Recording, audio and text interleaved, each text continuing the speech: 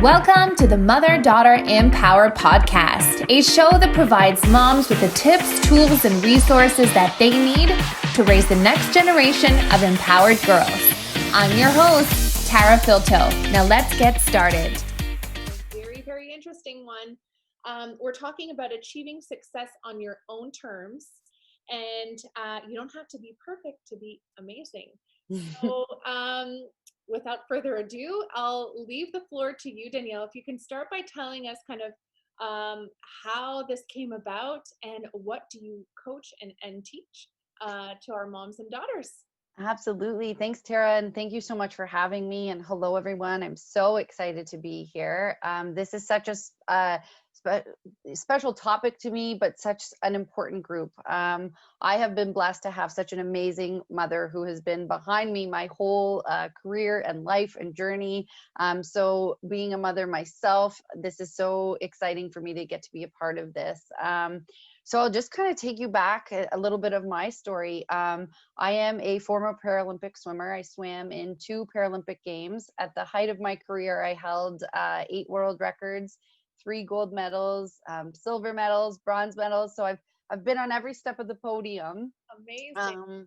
And I think achieving success in our own terms is so important to me, especially as a mom, because we all define success differently, right? We've had those moments where, you set it out and it's going to be this great event and it's this great day, and it all, goes to heck quicker than you can blink an eye. And suddenly you've got some kind of food splattered on your face and you're just trying to corral the humans that you're responsible for. So this topic's really important to me because through my whole swimming career, as well as my professional career, being a motivational speaker and being a coach, it's really about helping people to just have that minute to pause and really live your best life and talk about, what is that? What does that look like today? Maybe today my best is that, I'm just going to be surviving, and that's okay, right? And how I determine and define success today might not be what it looks like tomorrow. And I think, and it doesn't have to be a whole day, right? It's moment by moment. Yes, I love that you're breaking that down, because I feel like far too many, especially as moms, we have so much pressure on our shoulders. And just knowing that even if we make a mistake, we can start over within the next moment, within the next morning. We don't have to look at, oh my gosh, I made a mistake, so now I'm a horrible mom. Or I love that you just broke that down, and really there's always an opportunity to just start over, and it's really moment by moment and take it day by day. Yeah, and I so agree. I mean, I take it back to my swimming career of like I dive in the pool and your goggles would fall off, right? But maybe I had a great dive. So just because my goggles fell off didn't mean it wasn't going to still be parts of that race that were going to be amazing, right? Wasn't perfect, but parts that were going to be amazing. And I really take those lessons I learned as an athlete into my coaching practice as well as into parenting, right? Exactly like you said, breaking it down. I have this kind of saying to myself where I pause and I look at my toes and it's like, okay, that's where we are right now. So maybe just behind me didn't go the way I wanted it to, but that doesn't mean the next step I take has to stay on this same path. Yes, we always have an opportunity to kind of switch it around and change the vibe, so long as we want to, right? We have that power. And I love how you Absolutely. gave the example of jumping in the water and the goggles come off, but you had an excellent dive. And that's why it's so important to celebrate those little moments. It's not just about the whole day, but just those little moments in between, and celebrating those as well, because it does have an impact as they add up, and celebrating those little wins in between.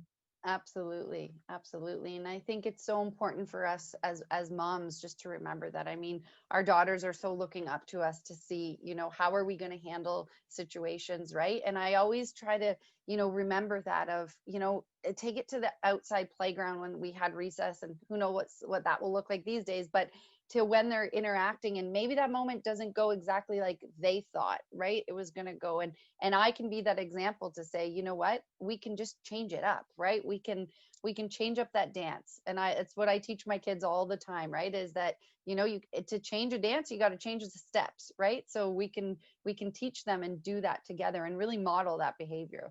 I love it. And I love how you say modeling, because it's so true. I feel like we can constantly tell our kids not to do this or do this. Half the time they don't listen, but they are watching us and they're taking in every single move that we make, the good, the bad, and the ugly, right? So Absolutely. having an opportunity to truly model that, that's where the true learning, I think, comes to play. Absolutely. And I think you can model it so much in the mistakes that we make, right? Obviously, when things are going good and great, they're going to watch that. They're going to enjoy our happy moments with us, but they're really looking at you with that fine, like magnifying glass there of how are you going to handle it when things aren't going well, right? And Exactly. helping them to just kind of there's so much power in pause. We all have to remember that, right? That there's so much power in just pausing, just taking that minute to kind of step back, evaluate the situation, giving yourself that second to just breathe, right?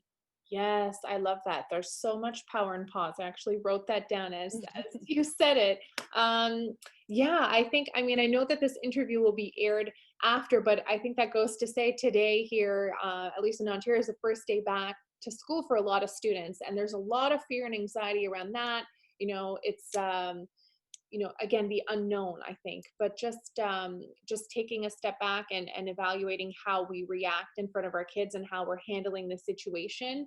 I think Mhm. they get to walk away going to school, carrying parts of kind of whatever we highlight. I know for myself, I've had a lot of, fears and anxiety about what's to come. As we speak, my kids go to an aftercare program and we still don't know how they're being picked up. Like there's a lot of unknown and fear, but we're sending our kids out, and it's so important to not to not transcend those fears onto our kids. And at the same time, they need to be excited and they need to want to learn and look at all of the good things are coming. So I think that's like almost a perfect example on for today, at least, of For sure, for of sure. how we need to control our own, um, our own fears and our own anxieties when it comes to things like that.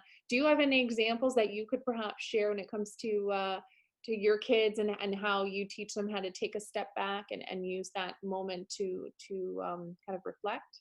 Yeah, absolutely. I think it's really important just to talk about it. When you're modeling it, oftentimes we think that just by showing, right? I'm really big with my kids. They range from 16 months all the way up to 15. Wow. So I joke that we have temper tantrums in every age category. So we've got it all covered here. But I really think that as parents, it's our job to kind of explain what you're doing, right? So that it becomes so natural to them. So being able to say, I'm just taking a moment to pause. So this weekend we went for a walk in a nature park that we have close by, and I stopped and the kids were like, "What are you doing?" And I said, "Just listen. Listen to the silence. What do you hear?"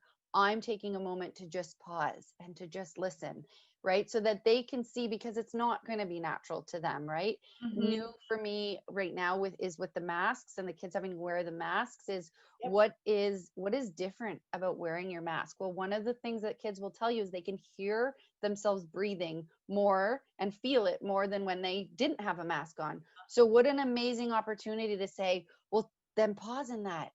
Listen to your breath. How is it going? Is it going fast? Is it going slow? Take a moment to just acknowledge that. And then them saying to me, well, I can hear it. Like I can really hear it on the mask. And then congratulate you, just took a moment to pause and you didn't even realize that. So maybe in class, when that mask is bothering you, instead of saying, oh, this mask is bothering me, take it as a hint of, oh, I'm going to take a minute to pause and feel, what's going on with me. And then making sure you're remembering, don't touch your face. Yes, that is great advice. I had not thought about that at all. That's the first thing that comes to mind is like, try not to touch your face, watch what you touch, but really taking that moment, okay, my mask is bothering me, take a deep breath, and then Yeah. see that opportunity to pause and really, you know, come to a conclusion of what to do next before just reacting. I think that's And I think it's going to give our kids such an amazing, if we can see it as a positive and we can do the same. I mean, we've been using it as a joke in our house, getting the kids ready for school and what that's going to look like, of being like, well, we all better brush our teeth really well in the morning because you can really smell your own breath when you've got that mask on, right? And so really having some fun with it around, this is something new, for our kids. We know that the jokes are going around right now about you're going to send them in a Spider-Man mask and they come home in a Paw Patrol mask and all different kinds of things. And we can focus on that, or we can just say, you know what, this is us being resilient. And oftentimes that's such a big word for our kids to learn, right? But being able to show them that, you know what, yeah, you have to wear a mask now. And yeah, we have to do this, but this is what the word resilient means. And this is the actions that follow that make you resilient. Yes, so many opportunities to teach within what's going on. And I think, there's a lot of, people that view this as a negative thing. And obviously nobody wants COVID, but it's here, right? So it's how you're going to deal with it that really in the long haul is what matters. And there's so many looking for the positives and so many ways to really, throw in some teachings in there. I love those examples that you gave. Yeah, for sure. For sure. I think, we're all just doing our best, right? And if you think of it from parenting, and how many times as parents we've said, like, look at my eyes, like, listen here, look at my eyes. What a great opportunity to just change it to a positive and tell our children, right? Tell our daughters, really get to take that minute to look at your friends in the eyes, right? Really learn to communicate with your eyes. And how wonderful is that going to be? And mask or no mask, it's so important, right? So being able to just really teach them to validate themselves and to acknowledge that, there might be moments that aren't okay. And it's okay to not be okay, right? It's okay to not think this is perfect, or to have a moment where you need to be like, right? And that's okay too, right? That's what you're feeling, and what you're feeling is real. And so just kind of sitting in that. Yeah, I love that. And especially being able to validate their feelings, that, like you just mentioned, it's okay if you're not having a good day. It's okay if you're not feeling too good, validating that. But then kind of how do we move forward from that, right? And I think really it's our opportunity to teach ourselves, as to connect with other moms and reach out for the supports we need, but also to teach our daughters to do the same, right? There's no harm in saying, I need help in this situation, or I need somebody to reach out and connect with me, because I can't do it on my own right now. And what a great opportunity we have to teach them, right? I'm really big in my coaching practice on teaching people to connect before they collect. And I think that that's so important, is that we have that opportunity to do that right now. Now, can you touch a little bit more upon the connect before we collect, and what exactly that means and what your teaching is there? Yeah, I think we're so busy right now. I mean, life moves so quickly, right? We blink and we're on to the next thing. And with school starting, I think this is the perfect time for us as mothers to just really take a moment to pause and think about, how are we going to connect? When you think of the end of your workday, and a lot of us would get back into our cars and drive home, and now maybe we just shut our computers and go upstairs or back into the main thing, and it's like, okay, I got to get dinner, I got to do this, we have that list, right? So the kids walk in, and we don't even maybe take that moment to say, hey, how was your day? We don't forget to put your backpacks here and put your shoes. So we're collecting so much before we even just take that moment. And sometimes we only have a second to do it, right? So maybe it's just a touch on the shoulder that says, hey, how was your day? Or, tell me something great about your day today. Then we can collect. Once we've made that connection where they know, hey, I've got mom's attention right now, and it might only be a second, but I've done this. Or I'm really cautious of that physical touch, right? Passing something to our kids, or saying, hey, I got you this drink of water because I could imagine you're thirsty after your day with your mask on. I've just connected to you before I try to collect anything, whether it's information, whether it's tasks, whatever it may be, just taking that moment to really connect with our kids. I love that. And it's such a great saying, connect before you collect, because it's true. Like you said, we're so busy, constantly on to the next thing. There's so much to do, but just reminding ourselves to reconnect with our kids. And like you said, it doesn't have to be for an hour. Sometimes it's just a few seconds, but to truly connect. And it's so important. And it's I think we need to give ourselves grace, because like you mentioned, there's so much going on, but it's such a good reminder. And the more that we remind ourselves of doing it, the more we will, right? Absolutely. And it's one of those things that, if by habit, I'm not perfect. And for sure the kids walk through my door, or my husband comes through the door, and I'm like, blah, blah, blah, right? Where I'm like, wait a minute, I can take a step back and, okay, that wasn't exactly the way that I wanted this to go. So let me connect to you now and let's try to do that again, right? It doesn't have to be, we don't have to have this perfect laid out plan, right? It might be that they've been home for 2 hours and you realize, oh gosh, I got to just take that moment to say, okay, let's pause, let's connect. And it's quick, right? It doesn't have to be a half an hour or. Yes, great advice. Thank you so much. Well, thank you. Do you have any last advice while you're on here today for our moms and our daughters? I know, especially with tween girls, the age that we focus on is 7 to 14, and their confidence. So do you have any advice when it comes to the young girls and what achieving success on their own terms means for them? Yeah, I would say my advice would be to set goals daily, little goals, right? We want them to dream big. We want you girls to reach for the stars and dream as big as you can possibly dream and then dream bigger. But we want you to take those small steps, set those little goals, and just remember that it doesn't have to be perfect to be amazing. So it may not go exactly how you planned. You may not be feeling exactly the way you thought you would feel doing something, but that doesn't mean that it can't be amazing. And you can't continue to redefine what amazing is going to be. Oh, I love that. Thank you so much for sharing that. Oh, thank you. For those who want to reach you, website or social media, can you share, and I will link that in the interview as well, but can you share where people can reach out to you? Yeah, absolutely. So you can find me on Instagram and on Facebook. If you just search my name, it'll come up, as well as my website is www.daniellecompo.com. So you can find me that way. And yeah, I encourage people to send messages. I will connect. I promise. It may take a couple days, as you know, our inboxes get quite full. But yeah, if anybody wants to reach out, I encourage people to do that for sure. Wonderful. Well, Danielle, thank you so much for being with us today. Again, I'll link your information below if anybody wants to reach out.